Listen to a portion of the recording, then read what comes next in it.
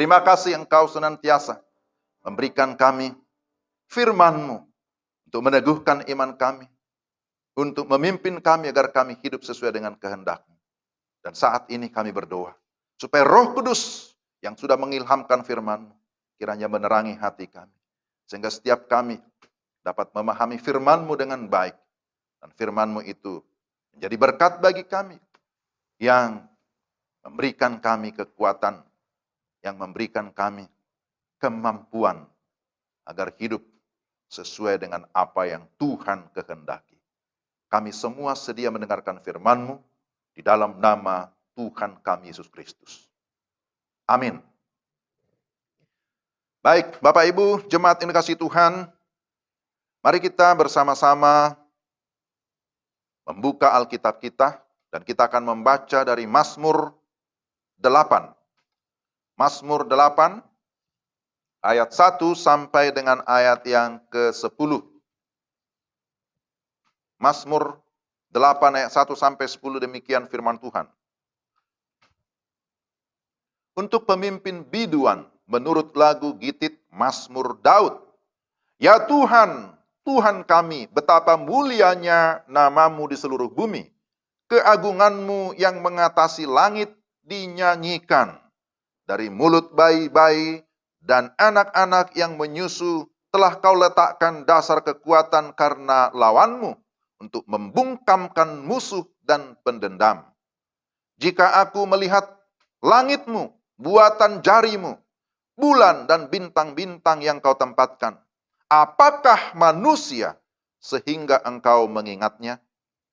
Apakah anak manusia sehingga Engkau mengindahkannya? Namun Engkau telah membuatnya hampir sama seperti Allah, dan telah memahkotainya dengan kemuliaan dan hormat.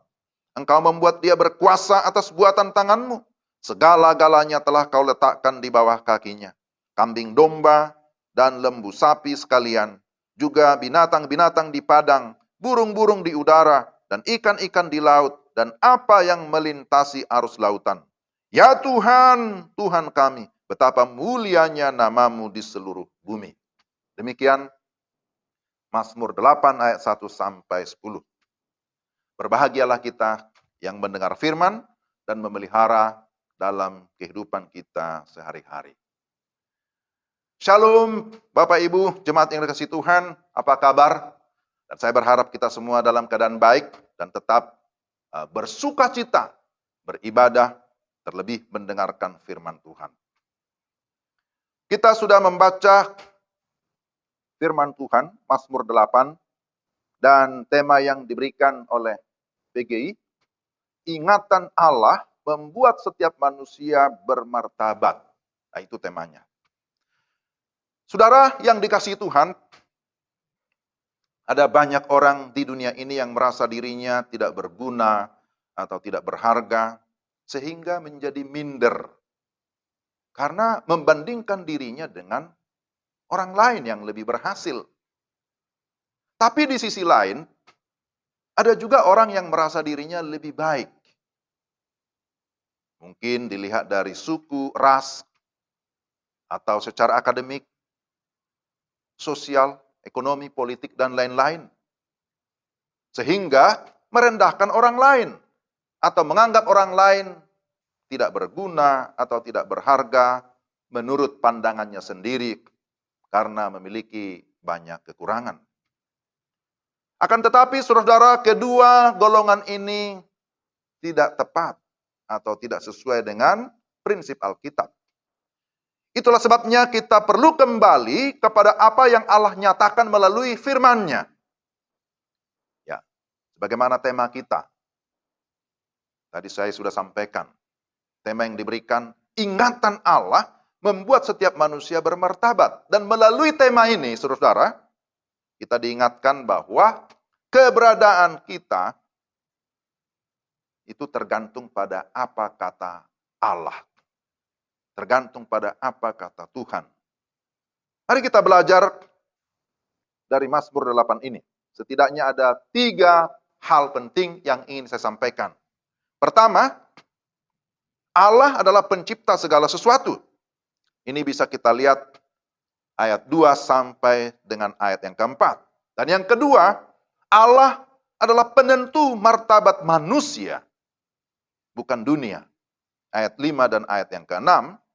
Dan bagian yang ketiga, yang terakhir, bahwa Allah punya tujuan menciptakan manusia. Itu kita lihat ayat 7 sampai 10. Nah, mari kita perhatikan satu persatu. Saudara, bagian yang pertama, Allah adalah pencipta segala sesuatu. Si pemazmur, yaitu Daud, dalam Mazmur 8, yang tadi kita baca, menyaksikan keberadaan Allah yang hidup. Menyaksikan kebesaran Allah. Disebutkan di sini, betapa mulianya namamu. Disebutkan namanya mulia. Dan kemudian keagunganmu mengatasi langit dinyanyikan. Jadi, Daud menyatakan bahwa nama Tuhan adalah nama yang mulia, karyanya begitu agung, dan tersiar di seluruh bumi. Karena itu, Daud menaikkan nyanyian, pujian bagi Tuhan. Sebuah pengakuan akan kemuliaan dan keagungan Allah.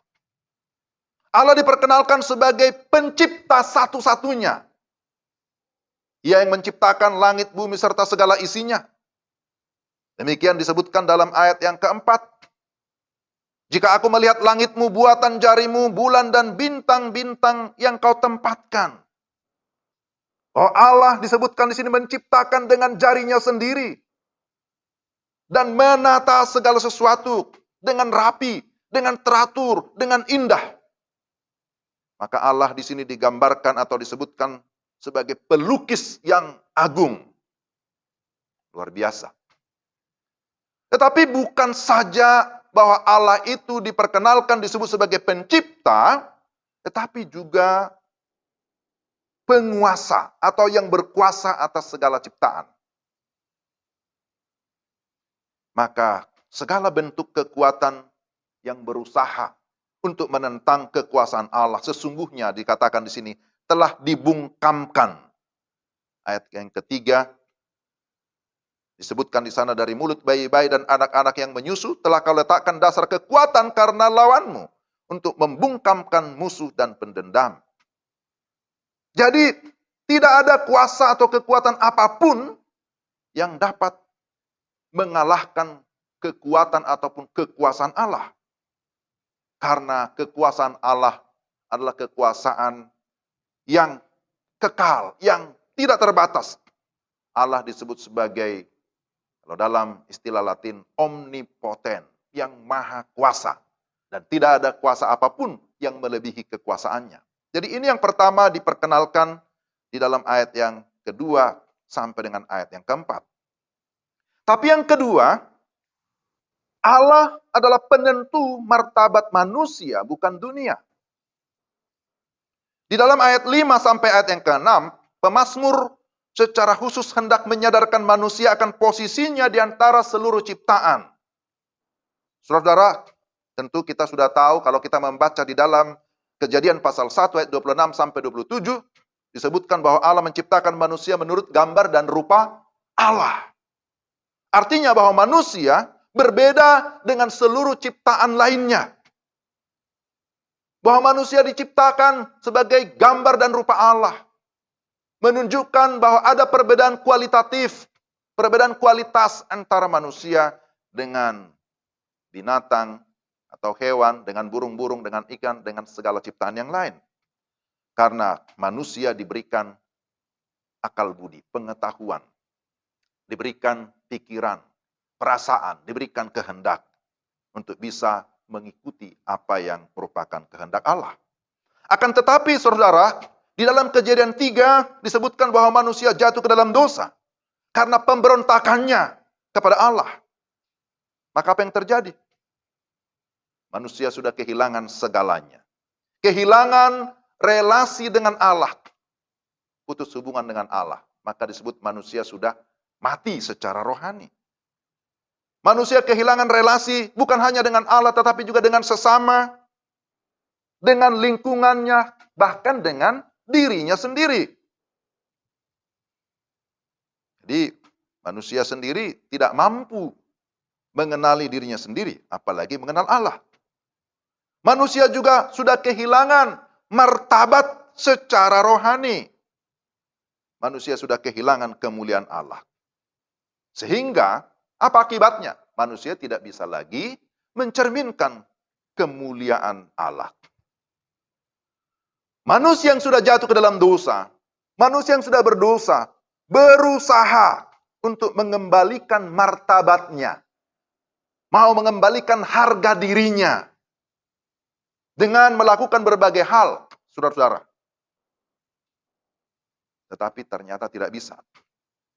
Apakah dengan pengetahuan atau intelektual yang tinggi? Dengan berbagai prestasi yang dicapainya? Dengan kekayaan? Dengan jabatan? Dengan berbagai skill atau keterampilan? Dengan kecantikan? Ketampanan?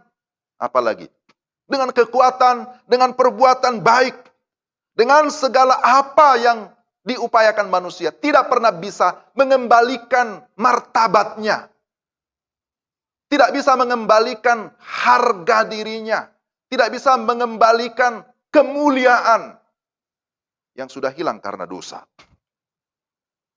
Saudara-saudara yang terkasih dalam Tuhan, maka ayat yang kelima ini menjadi penting kita perhatikan.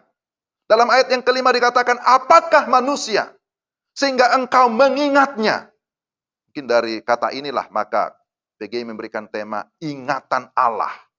Apakah manusia sehingga engkau mengingatnya? Apakah anak manusia sehingga engkau mengindahkannya? Mazmur menyatakan ini dalam kalimat retorik, dalam kalimat tanya. Apakah manusia sehingga engkau mengingatnya? Saudara-saudara, dibandingkan dengan alam semesta, maka manusia itu kecil.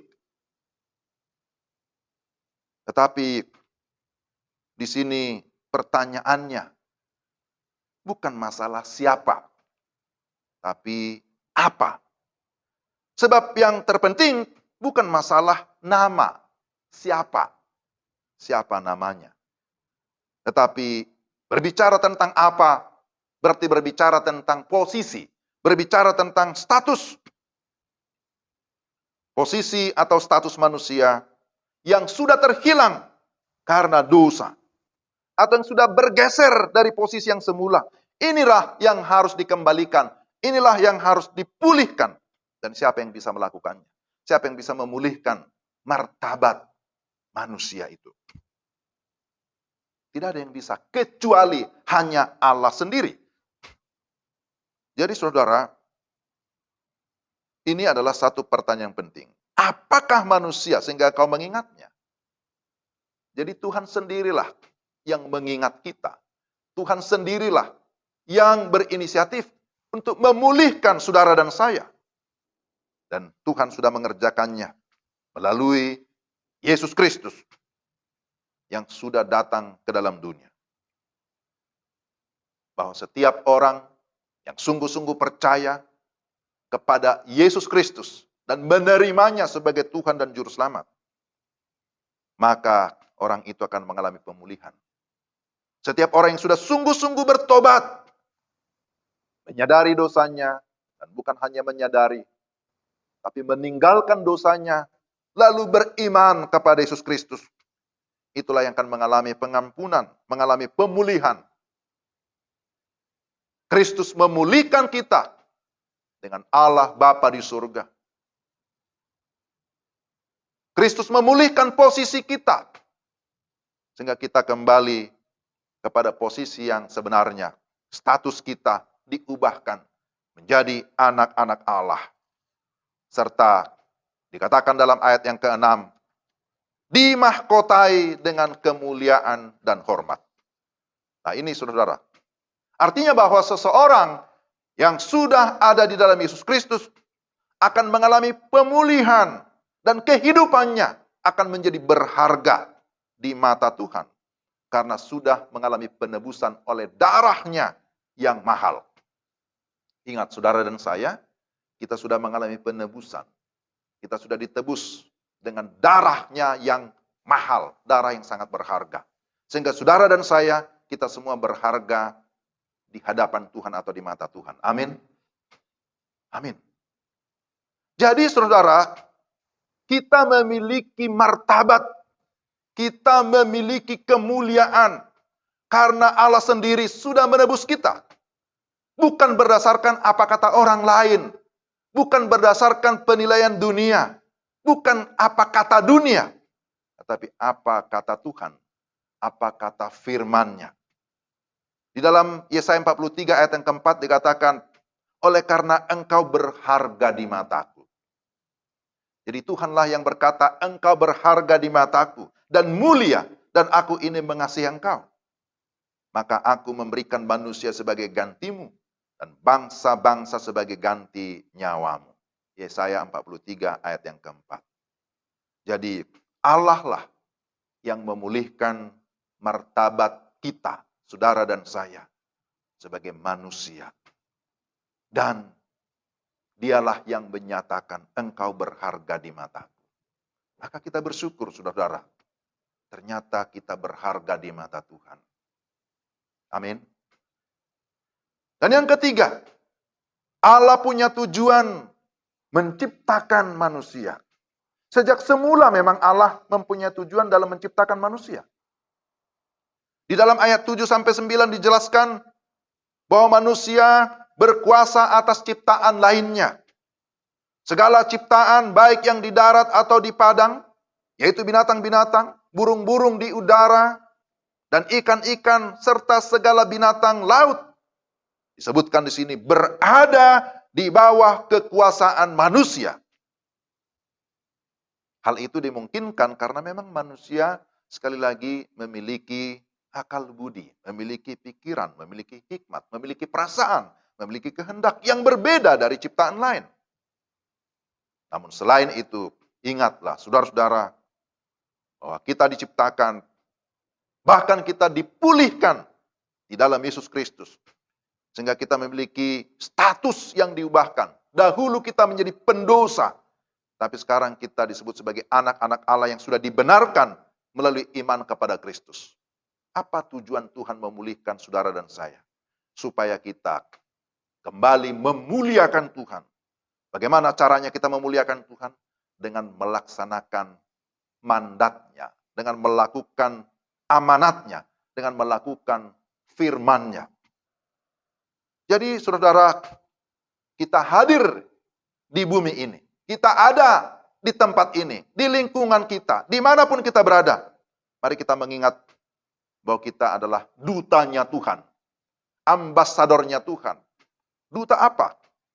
Ya. Utusan Tuhan untuk menyatakan kemuliaan Tuhan dimanapun kita berada. Maka ayat 10 dikatakan, ya Tuhan, Tuhan kami, betapa mulianya namamu di seluruh bumi. Inilah tujuan utama Allah, yaitu agar manusia hidup memuliakan Tuhan. Dan ini dikatakan bersifat global. Supaya nama Tuhan tersiar di seluruh bumi. Tuhan mau agar namanya dikenal di antara segala suku-suku bangsa di seluruh bumi ini. Pertanyaannya, siapa yang memberitakannya? Itulah tugas gereja. Tugas orang-orang percaya. Tugas kita bersama. Saudara, Bapak, Ibu, jemaat yang dikasihi Tuhan, sebagai kesimpulan dan aplikasi, mari kita mengingat sekali lagi bahwa kita adalah manusia ciptaan Tuhan. Ciptaan yang hina karena diciptakan dari debu tanah, tapi mulia. Manusia terbatas. Terlebih setelah jatuh ke dalam dosa, sudah kehilangan martabat secara rohani. Manusia sudah kehilangan kemuliaan Allah. Manusia sudah kehilangan keselamatan. Namun oleh karena karya penebusan yang sudah dikerjakan secara sempurna di dalam dan melalui Yesus Kristus, maka setiap orang yang percaya kepadanya tidak binasa, melainkan beroleh hidup yang kekal. Dan pada saat yang sama, status kita diubahkan. Kita menjadi anak-anak Allah. Kita dikembalikan kepada posisi semula. menjadi alat Tuhan untuk mencerminkan kemuliaan-Nya. Kita diberikan kuasa, menguasai, bahkan mengusahai segala ciptaan lainnya. Itulah tugas kita yang diberikan kepada kita. Dan selain itu, bagi kita yang sudah percaya kepada Kristus, tugas kita tetap memberitakan nama Yesus, memberitakan Injil Kerajaan Allah. Bapak Ibu yang terkasih dalam Tuhan, karya penebusan Kristus sempurna dalam hidup kita. Dan itulah yang membuat kita begitu berharga. Karya Kristuslah yang menentukan martabat kita, yang membuat kita berharga, yang membuat kita bernilai. Maka setiap kita yang sudah ada dalam Kristus, sekali lagi, mari kita tunjukkan kualitas kita. Kalau berbicara tentang kualitas, kalau emas, tetaplah emas. Sekalipun berada dalam situasi yang sulit. Sekalipun berada di tempat yang penuh dengan penderitaan, penuh dengan kesusahan. Tapi emas, tetaplah emas. Nilai atau harga hidup kita sudah melekat. Sekalipun kita dihina, sekalipun direndahkan, sekalipun tidak dianggap, bahkan sekalipun dibuang. Tetapi nilai kita, harga kita, martabat kita tidak pernah berkurang di dalam Kristus. Seperti nilai mata uang tetap melekat pada dirinya. Sekalipun mungkin dia dibuang, bentuknya sudah kucel, sudah kotor, tapi nilai 100.000 misalnya tetaplah melekat pada dirinya. Saudara-saudara yang terkasih dalam Tuhan, kehidupan kita yang sangat berharga ini, mari kita syukuri. Dan mari kita pergunakan sebaik-baiknya. Untuk apa? Untuk melayani Tuhan. Untuk menjadi saksi Tuhan. Untuk memuliakan Tuhan.